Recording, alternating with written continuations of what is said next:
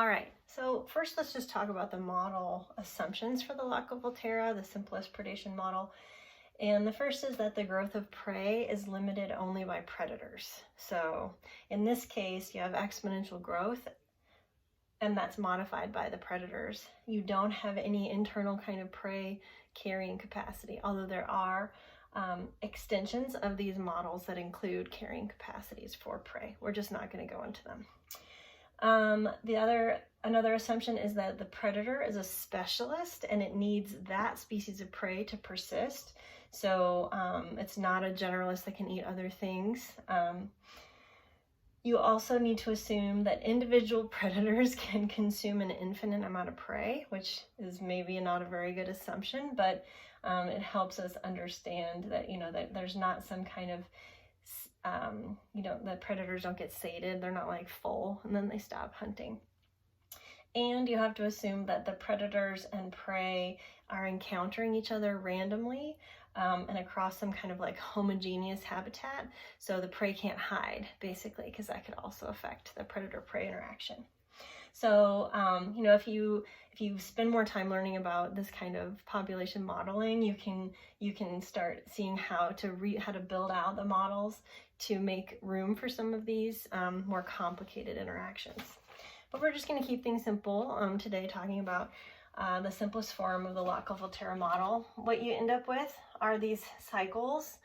And so this is an example like the shark and the tuna, or the hare and the lynx that are commonly used in books. So on Y we have the population sizes, N and P, and we have on X we have time. And so you can see that the population size for N, the prey, is usually a higher amplitude. There's almost always more prey than predators. And then the predators come along and their peak is often a kind of midway point for the population size of the prey, and vice versa. The prey population is at the peak is at the midway point for the predators, but they're offset by this lag, right? It takes some time for the predators to kind of like build their populations. Generally, they're longer lived than the prey. So the last thing that we can do, that's kind of fun, is to talk about the amplitude, the height of these curves, and then also kind of the what do they call it in the book? The period of the cycle. So the distance between the two wavelengths, basically. And so we already talked about the starting conditions can make the ellipse, that counterclockwise ellipse, wider.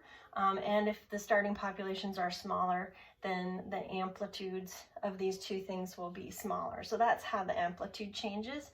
But then how does the cycle change? So there's a nifty equation we can use, and this is not in the Ecology book, but we can calculate the cycle time, like this period, as C equals 2 times pi, the number pi, divided by the square root of R times M, all right? So if you know the population growth rate, R, and you know the predator death rate, M, then you can calculate the cycle period. So how long it takes to get between two cycles. And this would be interesting or really useful in terms of predicting booms in prey populations or busts, right? These kind of like busts when your predators don't have enough to eat. So thus, the greater the prey growth rate R, or the predator death rate M, the faster the cycles between highs and lows. Okay, so you might have really fast cycles, or you might really extend the cycles out. So this will become useful in some of the homework questions, and you just get to plug things in. All right, good luck.